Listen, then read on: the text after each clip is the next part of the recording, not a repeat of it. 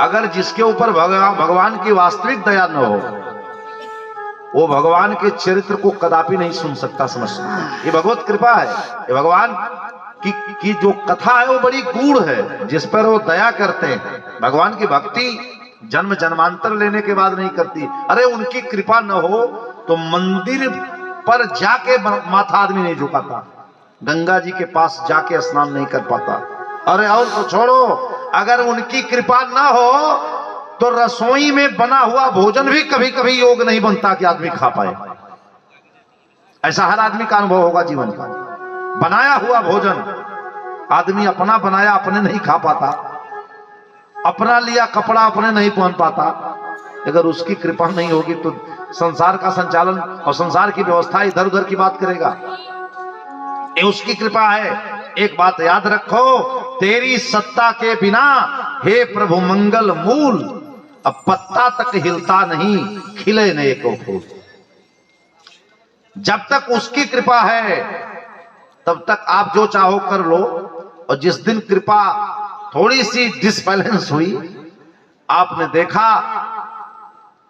जो कहा जाता है कि अगर जिसको वो चाहेंगे वो बचा लेंगे, इसका आपने 2 वर्ष पहले कोरोना काल में दर्शन किया। बहुत से बड़े बड़े लोग जो आपातकाल स्थिति में थे उनकी रक्षा नारायण ने किया। ये क्या है?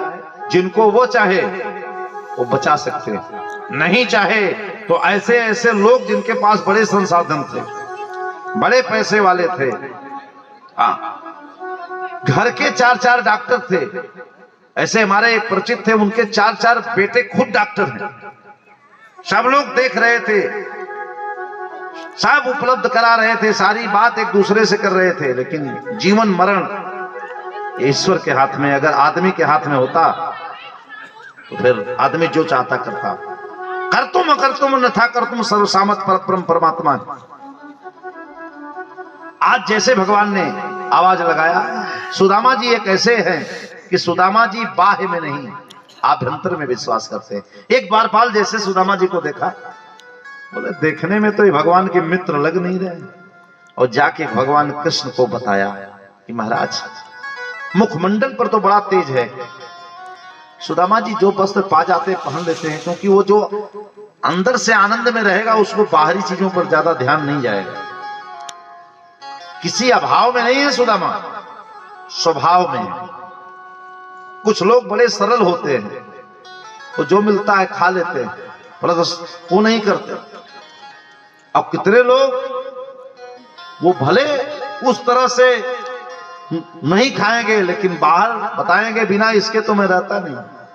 ये क्या है? प्रदर्शन है। और वास्तव में जीवन में दर्शन होना चाहिए, प्रदर्शन नहीं। और दर्शन अगर है तो आनंद है। जाकर के द्वारपाल ने बताया कि महाराज देखने में तो भगवान के मित्र नहीं लगते, ऐसा प्रतीत नहीं होता, फटे हाल लग रहे हैं। सुदामा भगवान कन्हैया ने पूछा नाम क्या बताया? बोले नाम तो उन्होंने अपना सुदामा बताया। कहा सखाया आज द्वार आए, जीवन आधार आए, द्वारिका धनी ने आके गले से लगाया है, सखाया आज द्वार आए, जीवन आधार आए, द्वारिका धनी ने आके गले से लगाया है, मित्र मेरा रंक है। एक बात जान लो, रंक में और दरिद्र में एक अंतर होता है। जिसके पास 2 तरह के लोग दरिद्र होते हैं, एक अभाव से, दूसरे स्वभाव से। किसी के पास 100 करोड़ रुपया हो, लेकिन अगर वो संतोष नहीं है उसको, तो दरिद्र है। एक बार एक संत जी जा रहे थे, उनको 2 कौड़ी मिली। पहले कौड़ी चलती थी, 2 कौड़ी मिली, उन्होंने उठाया कमंडल में डाल दिया। तो लोगों ने कहा महाराज इसका क्या करेंगे? बोले कोई दरिद्र आदमी मिलेगा तो दे दूंगा। बाबा कमंडल में कौड़ी जा रहे थे। एक राजा एक राज्य की सीमा घेर रहा था। बोले चलो ये इसका तो राज धर्म है, कोई बात नहीं। और आगे गया तो एक आदमी जो था वो पड़ोसी था, एक आदमी के घर को दीवार खोद खोद करके अपनी दीवार मिट्टी की बढ़ा रहा था, जबकि उसका भी बड़ा घर था। वहीं संत जी रुक गए। संत जी ने कहा, ये क्या कर रहे हो? बोले महाराज बात ऐसी है कि हमारी जमीन वहां तक थी। संत जी ने पता किया, बोले एक बात बताओ कि जब तुम दोनों सगे भाई हो तो दीवार तुम्हारी वहां रही होगी तो इसकी भी तो वहां रही होगी। उन्होंने कहा महाराज ऐसा है कि हमारा इतने में काम नहीं चलेगा, इनका चलेगा। संत जी ने उसको बहुत समझाया, लेकिन उसका लोभ उत्तरोत्तर बढ़ता जा रहा था, इतना छोड़ने को तैयार नहीं था। संत जी को लगा संपन्न तो है लेकिन फिर भी इसकी प्रवृत्ति में संतोष नहीं है। बोले इससे बड़ा दरिद्र आदमी अब धरती पर हमको कोई खोजने को नहीं मिलेगा, पैसा है इसके पास। बोले एक काम करो, तुम हमारे तरफ से एक कौड़ी ले लो। बोले महाराज हम आपसे क्यों लेंगे? बोले हमने सोचा था कोई दरिद्र मिलेगा तो देंगे, और तुमसे बड़ा दरिद्र शायद अब कोई मिलेगा नहीं, इसलिए इसको तुम ही रखो, इसकी जरूरत तुमको नहीं। स्वभाव से दो ही तरह की दरिद्रता, एक स्वभाव से, दूसरी भाव से। सुदामा जी को देख करके भगवान ने कहा, मित्र मेरा रंक है, कलंक है महान पर। समाज जिसको कलंक समझ रहा है वो पर महान है। और करुणा निधान के दृगों में अश्रु छाया है। दीनता अगाध जानी, निज अपराध जानी, और रंग देर नाही कीन्ही, कुबेर सा बनाया है। सुदामा जी को जैसे सुने गले लगाए और लगा करके लेके आए हैं। भगवान ने सुदामा जी के चरण का प्रक्षालन किया है, और धीरे धीरे जितनी भगवान की रानियां पटरानियां हैं सबको बुलाया। बोले ब्राह्मण देवता आए हैं, नमो ब्राह्मण देवाय। चरण प्रक्षालन चल रहा है। धीरे धीरे धीरे कर करके 100 रानियां आई, चरण प्रक्षालन होने लगा। सुदामा जी कृष्ण भगवान को बुलाए, बोले लाला ये सब अपनी ही हैं। भगवान बोले तो और क्या? बोले नहीं, मेरा मतलब ये था कि कोई संत महात्मा किसी के घर आते तो आसपास वाले पड़ोसी भी आ जाते। बोले नहीं नहीं, ये तो सब अपनी। भगवान कन्हैया बोले लाला एक बात बताऊं? बोले क्या? बोले इतना विवाह तुमने कर लिया पर एक में भी हमको न्योता ना भेजो भैया, बचपन के सखा हो। भगवान बोले देखो सुदामा जी, ये शिकायत तो हमको आपसे करनी है। बोले देखो मैंने शिकायत का नाम लिया, आप करोगे? बोले एक बात बताओ भैया, बोले एक बात बताओ, आप हमारे बड़े भाई हो और आपने विवाह किया तो हमको काहे नहीं बुलाया? कृष्ण भगवान ने कहा। बोले देखो हम तो ब्राह्मण पुत्र हैं भैया, और विवाह हमारा हो गया सो नहीं बुला पायो, हम तो गलती हो गई मान लेता हूँ, एक में नहीं बुलाए। लाला तुम तो इतनों विवाह किए, फिर एको में 2-4 में बुलाई दिए होते। भगवान बोले देखो सुदामा जी ये बात ठीक ना भैया, आपके विवाह में तो तिलक बरच्छा सब रस्म हुई होगी, हमारे विवाह में तो कार्ड छपा ही नहीं, शाम तक कोई योजना नहीं, दूसरे शाम को बहू घर में है। तो जब हमारा विवाह तय हो, फिक्स हो तो ना विवाह। ऐसा तर्क भगवान ने दिया। बोले बताओ हमारे विवाह में कोई बराती रहा हो? भाई भी नहीं गए। तो जब कोई बराती अब गया, पत्र आ गया मैं वहां स्वयंवर में उधर से रुक्मिणी जी को लेके चला आया। सत्राजित ने कलंक लगा दिया, मणि खोजने गया, उधर से पत्नी लेके चला आया। तो बताओ जब कार्ड नहीं छपा तो भेजू क्या? कन्हैया जी से सुदामा जी बोले लाला आपसे कोई आज बात करके आज तक कोई जीत पाया? तो भैया जो कहो सो ही ठीक है, तुमसे तर्क करना तो बेकार है। भगवान ने कहा हे देवी जल्दी से स्वर्ण की थार लेके आओ, ब्राह्मण देवता हमारे सुदामा जी का चरण प्रक्षालन करो। और सुदामा जी का जो देवी चरण धो रही है, सुदामा जी करे अखंड सौभाग्यवती भव। 100 बार तो कह चुके। सुदामा जी ने कहा अच्छा बताओ अभी कितनी है? भगवान ने कहा अभी तो आधी भी नहीं हुई।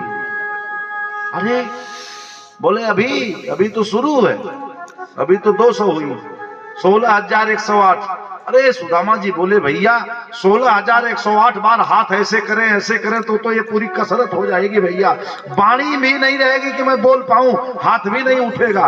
ए भैया तुम सब पत्नियों के पति हो, एक काम करो भैया कि तुम ही हमको प्रणाम करो, हम तुमको आशीर्वाद दे देते हैं, सब अपने आप ही अखंड सौभाग्यवती हो जाएंगे भैया, सब पर तो मैं नहीं हाथ रख पाऊंगा। हमारे भारत के तपस्वी में वह शक्ति है कि भगवान ने स्वयं सुदामा जी को प्रणाम किया, भागवत में लिखा है। भगवान को भी प्रणाम करने के लिए बाध्य किया, भगवान स्वयं प्रणाम कर रहे हैं और कहते हैं ना हम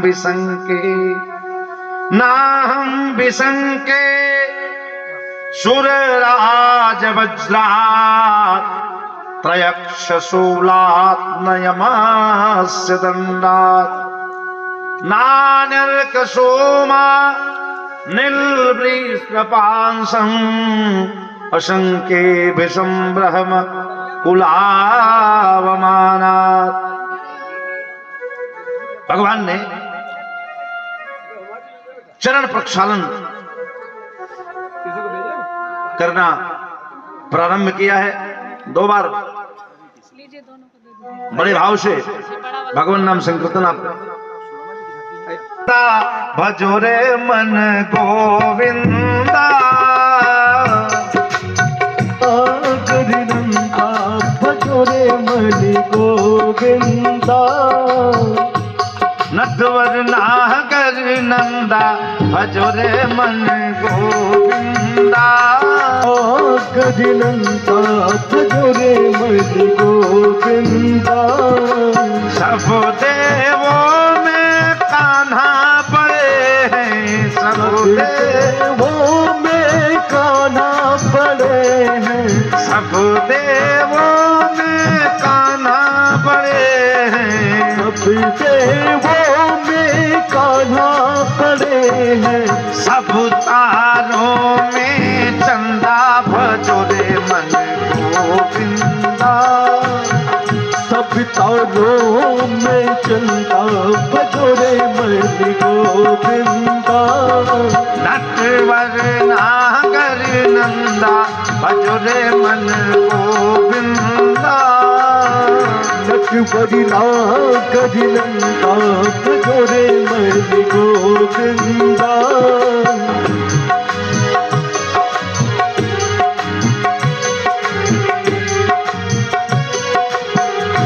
आनंद है।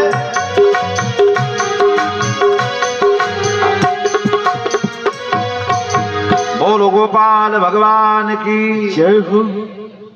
सुदामा जी महाराज का आतिथ्य सत्कार हुआ। भगवान ने सुदामा जी के लिए 56 भोग बनवाए। कोई सुदामा जी को रुचि नहीं है कि हम अच्छा व्यंजन खाएं। सुदामा जी ने कहा लाला मैं 2 रोटी केवल ले लेता हूं, थोड़ा सा साग ले लूंगा। बोले लाला आज इतने दिन बाद मिलो हो भैया, सुदामा जी भर पेट भोजन करो, हमारे घर संकोच कर रहे हो लगता है। बोले नहीं, हम ज्यादा समय भजन में देते हैं और लाला पकवान खाने की आदत बचपन से तुम्हारी है, हम तो भजन करते हैं, ज्यादा पकवान खाने पे थोड़ा भजन में विघ्न होता है, इसलिए मेरी रुचि नहीं है, थोड़ा सा लेता हूं, क्योंकि वही हल्का लेता हूं जिससे भजन में मन लगा रहे, ज्यादा चटपटी चीजें नहीं लेता। भगवान के बहुत कहने पर थोड़ा सा प्रसाद सुदामा जी ने आग्रह पर लिया। अगर कोई गरीबी होती तो ऐसा लिखा जाता कि बड़े चाव से खाया, नहीं, वो जैसे रहते थे वैसे सहजता से लिया। रात्रि विश्राम किया सुदामा जी ने, और जैसे विश्राम के समय बैठे, सब 2-4 माताएं बैठी हुई हैं। आतिथ्य सत्कार संपन्न होने के बाद बोले अब तो सब बात हो गई, पर भाभी जी ने हमको कहा भेजो इतने दिन के बाद। अब सुदामा जी को लगा कि अब कोई अवसर आए अकेले में तो इनको कुछ दूं, पर सत्यभामा है, मित्रवृंदा है, लक्ष्मणा है, सब एक से राजघराने की। तो सुदामा जी को लगा क्या दूं, भगवान बड़े उद्यमी हैं, और जैसे पोटली को छिपा रहे थे सो भगवान ने खींच लिया। बोले ये क्या लिए हो? सुदामा जी बोले लाला वो तो सब मैं जानता हूं। भगवान ने खोला और 1 मुट्ठी चावल मुंह में डाले। इसका एक मतलब आप समझे, सुदामा जी से जब चावल भगवान ने लिया और 1 मुट्ठी डाला, 1 लोक दे दिया, जाओ। दूसरा लिया तो 2 लोक दे दिया, इसके पहले क्यों नहीं दिया? अर्थात एक नियम है। सुदामा जी ने कुछ दिया भगवान को, पहले 2 मुट्ठी चावल दिया जो था उनके पास, दिया तो भगवान ने दिया। इसीलिए हिंदी वर्णमाला में पहले त थ द है, पहले त थ द से 2 तब आता है य र ल, तब लो। पहले देना पड़ता है, बाद में मिलता है। सुदामा जी ने पहले दिया, फिर भगवान ने दिया। जो भगवान को जो देता है पहले देना पड़ता है, फिर वापस होता है। भगवान ने दिया, तीसरी बार हाथ बढ़ाए, तीसरी मुट्ठी उठा रहे थे। अरे रुक्मिणी जी ने कहा महाराज, अरे कम से कम कुछ ब्राह्मण देवता का प्रसाद हमें भी मिलना चाहिए। रोक लिया, वो लक्ष्मी जी हैं। और जैसे द्वारिकापुरी थी, भगवान अगर चाहे तो क्या नहीं हो सकता है। देव शिल्पी विश्वकर्मा जी को कहा कि जैसे द्वारिकापुरी है, वैसे ही जहां सुदामा जी की झोपड़ी थी वहां पे एक सुदामापुरी बनाओ। सुदामा जी पैदल गए थे, और जब तक सुदामा जी द्वारिका से, न सुदामा जी ने कुछ मांगा भगवान से और न सुदामा जी को भगवान ने कुछ दिया। 2 मुट्ठी चावल खाए और बोले लाला तो अब हम चलते हैं। बोले ठीक है लाला, चले। सुदामा जी को कोई कष्ट भी नहीं है, क्योंकि वो तो दर्शन करने गए। और जब सुदामा जी लौट करके आए तो झोपड़ी तो कहीं दिख नहीं रही, सब अट्टालिका बन गई, द्वारपाल खड़े हैं। सुदामा जी ने कहा यही तो हमारी झोपड़ी थी, ये कहां गई? द्वारपाल से सुदामा जी पूछे, भैया ये कौन सी जगह है? बोले ये सुदामापुरी। सुदामा जी बोले सुदामापुरी, ये तो नाम मैं कभी सुना नहीं। फिर सुदामा जी को लगा एक नाम के कई लोग होते हैं, हो सकता है मेरे नाम के कोई सुदामा जी सेठ जी रहे हो। मैं उधर दर्शन करने गया था, उनको वास्तु की दृष्टि से जमीन अच्छी लगी हो, तो पैसे वाले रहे हो, मेरी झोपड़ी कहीं रखवा दिए हो, उन्होंने महल बनवा दिया। शेष कोई बात नहीं, अपने को तो भजन करना है। बोले भैया एक बात बताओ, यहीं पे हमारी कहीं झोपड़ी थी? द्वारपालों ने कहा साहब जब से हम सेवा में आए हैं तब से तो यही देख रहे हैं, हमने तो कभी देखा नहीं। बोले अच्छा एक बात बताओ, एक बात आप बताओ हमको कि कितने दिन से आप सेवा में आए हो, और आपने इसके जो स्वामी हैं सुदामा जी उनसे मिले? बोले नहीं। बोले मालूम है वो कहाँ गए हैं? बोले हमको जैसी जानकारी हुई है महारानी जी से कि वो द्वारिकाधीश से मिलने द्वारिका गए। सुदामा जी ने कहा द्वारिकाधीश से तो मैं ही मिलने गया था। फिर सुदामा जी अपने मन में सोच लेते हैं भैया द्वारिका पृथ्वी के भूमंडल के राजा हैं, हो सकता है हमसे भी संबंध है द्वारिकाधीश के, वो कोई सुदामा जी हो उनसे भी संबंध हो, वही दूसरे सुदामा जी हो जो गए।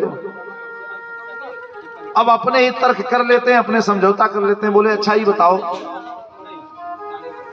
कि यहां पे और कौन है? बोले महाराज तो नहीं है पर महारानी जी हैं। बोले उन्हीं से मिलवा दो।